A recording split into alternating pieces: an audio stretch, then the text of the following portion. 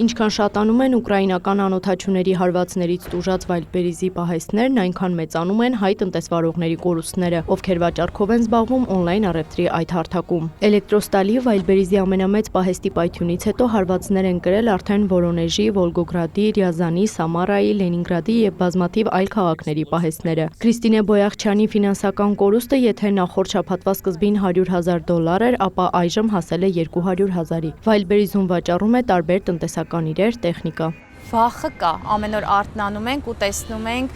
հնարավոր է մյուս պահեստների վրա էլ ինչ-որ հարձակումներ եղել կամ ինչ-որ այրվածքներ, կոպիտ ասած եղել թե ոչ, բայց այդ վախը, եթե անկեղծ ասեմ, կա։ Քրիստինեն պատմում է, գործընկերներից մեկը կորցրել է մոտ $500,000, որպես խոշոր բիզնես առայժմ ոչ մի փոխհատուցում չեն ստացել։ Ակնկալում ենք գոնե 50%-ի ետ վերադարձ, միայն 3 նայել եմ, որ իմ խանութում եղել է 53,000 դրամի բոնուս։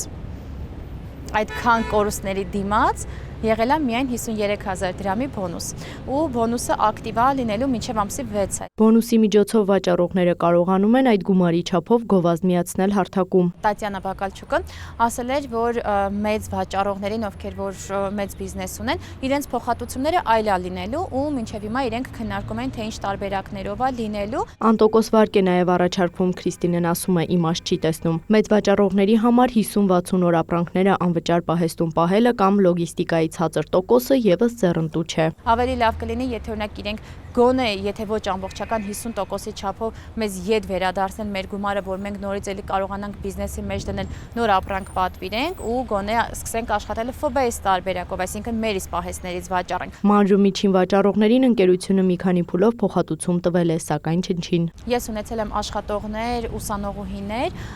ում գումարը փոխանցել 11,000 դրամ, 34,000 դրամ, մոտավորապես 2-3 օր առաջ երկրորդ փոխանցումն է եղել, փոխանցել են արդեն մի փոքր ավելի շատ, 60,000 դրամ, 70,000 դրամ։ Պահեստներից չվնասված ապրանքները ետ ստանալը դեռևս անհնար է մնում։ Օրեր առաջ էկոնոմիկայի փոխնախարարներն էին հանդիպել առևտրային հարթակի ներկայացուցիչներին, նախարարությունից լուրերին փոխանցեցին։ Նախարարությունը մշտական կապի մեջ է տնտեսվարողների եւ Վայլդբերիսի գործընկերների հետ անցած շաբաթ կայացել էր հանդիպում փոխնախարարների գլխավորությամբ։ Քննարկվել են առկա իրավիճակն ու հնարավոր լուծումները։ Գործակցությունը կրում է շարունակական բնույթ խնդիրների կարգավորման նպատակով։ Քաղաքագետի դիտարկմամբ Վայլդբերիզի պահեստները թիրախավորելով Ուկրաինան փորձում է ավելի շատ խնդիրներ ստեղծել Ռուսաստանի իշխանությունների համար։ Այս առումով այո, այդ մարտավարությունը արդարացված է։ Մենք տեսնում ենք, որ Ռուսաստանի ներսում արդեն սովորական քաղաքացիներն էլ սկսել են զգալ, սկսել են այդ պատերազմի շունչը հենց իրենց մաշկի վրա զգալ, ինչը էականորեն ավելացնում է բողոքները պատերազմի նկատմամբ։ Այս դեպքերն արդեն իսկ մեծ հուզումներ են առաջացրել Ռուսաստանում, նկատում է քաղաքագետը։ Ուկրաինացիները բավական երկար ժամանակ հարվածում էին նավթավերամշակման գործարաններին, դա որոշակի անհանգստություն ստեղծում էր ռուսների մոտ, սովորական ռուսների մոտ նկատի չունեմ Կրեմլին, բայց այդպես լուրջ ժողովրդից հասում չէր առաջացնում։ Եվ նրանք փոխեցին փաստացի մարտավարությունը, սկսեցին հարվածել այնպիսի մի կազմակերպության, որը